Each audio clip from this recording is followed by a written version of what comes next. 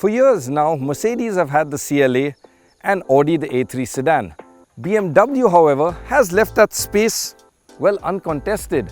That is, until now. Meet this, the 2 Series Gran Coupe. Now, it was unveiled last year, and by the time you see this video is when it will launch in India. Now, something's important to know, of course, it's going to launch with the diesel only, the petrol will follow later, and there'll be 2 trims on offer, a Sport and this, the M Sport. So let me take you for a quick walk around the outside, and then of course we'll head on out on the road and see what it's like from behind the wheel. In terms of differences between the versions, they aren't mechanical but limited to aesthetics and a few features, like for example an uprated audio system and chrome vertical bars on the kidney grills of the M Sport trim. If you're watching this and thinking the car looks a bit out of proportion, I can tell you this, it is the case, but it looks much better in the flesh, where the striking details really do look great. At the front, the kidney grills are large but thankfully not overdone and don't eat into the lower portion of the bumper, which has some nice sporty cuts. Another neat bit is this shrouded hood over the inset lights, and I also like the angular cut headlight signature, which looks even better at night. I can't say the same about the rear lights though, which look like they've been squeezed.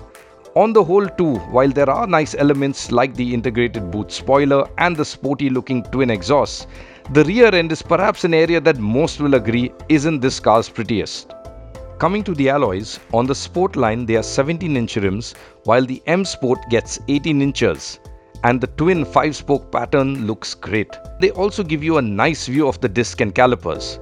The lower sill has a neat sporty black finish, and the coupe look is pretty evident here with the rising waistline and the dipping roof.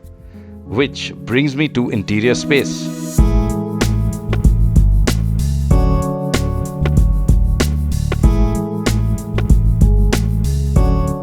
There are going to be a lot of you who will be chauffeur driven, and well, my advice would be it would be best avoided if you're going to be predominantly seated here in the back seat. The reason being, well, you've got of course comforts like this armrest here, you've got your rear AC vents and charging sockets, but the space inside, well, it's a little too cramped. The backrest here is a little too upright, and if you look just above here, there's very little headroom. I'm about 5'8", and yeah, there's just about an inch or so above. Legroom too, it's scooped out here, so you get that little bit extra, but all in all, well, it's quite a tight space to be in.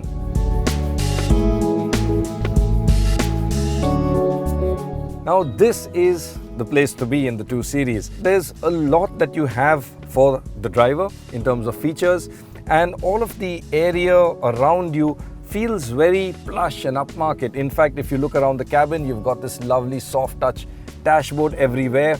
The leather steering wheel feels nice in your hand. The finish here looks nice and classy. In fact, at night you'll notice it's backlit and not in just a strip of light, but it's got a very complex weave in there. Now, some people may find that a little bit too much, well, there's good news for both. People who don't like it, well, you can just turn it off entirely, and for those of you who like it, well, you have about 8 or 9 different colors to play with. Now, there are a few things in the cabin that I don't particularly like for example the AC switches here. They're just too small and you've got to be very precise with it. There's also the paddle shifters here, which have a sort of matte finish at the back, and I know BMW are probably trying to make it feel a little more plush and soft, but I think plain plastic or just cold steel would have been so much nicer. But that's really nitpicking. I mean, the rest of the cabin is phenomenal. The quality everywhere is typically BMW. In fact, from sitting here, there's no telling that this is the entry level to the BMW series, and that's really a nice thing. In terms of features, of course, you do get a lot. There's the gesture control. I honestly find that a little, well, gimmicky. You have the buttons here as well, and there's a lovely knurled knob here. Missing though is Android Auto. It's got only Apple CarPlay, so I guess it's only for Apple fans. The other odd bit with the electronics is the instrument panel. It looks good at first, but it's pretty hard to read. The tacho swings the wrong way, And in sport mode, the needles are replaced by very hard to see tiny little bars. Other equipment includes a 2-zone auto AC, a large sunroof, powered seats and some more.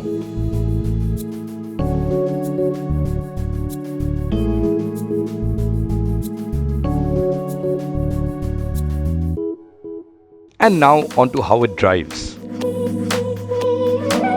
Now the engine under the hood is the same as you'd find in the 320D. They both make an identical 190 horsepower and 400 Newton meters of torque.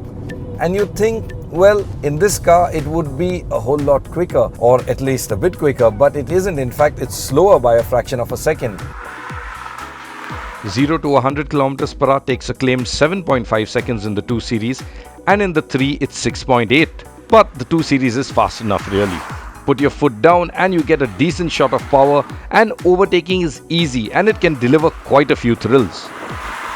In terms of engine refinement, it's as you'd expect from a car in this segment.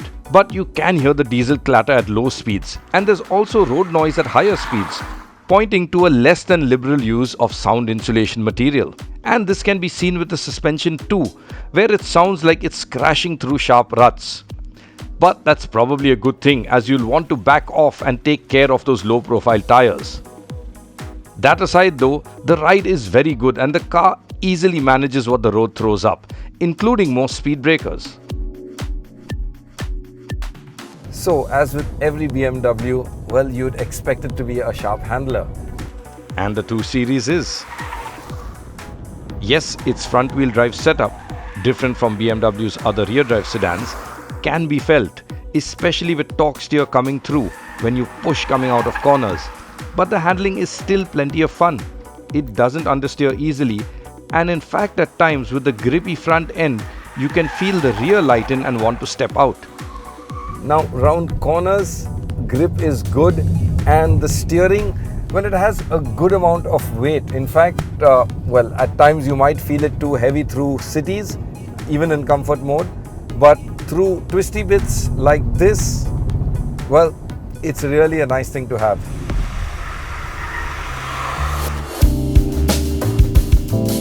So then, we've established that the 2 Series isn't for the chauffeur driven. Behind the wheel is where you want to be.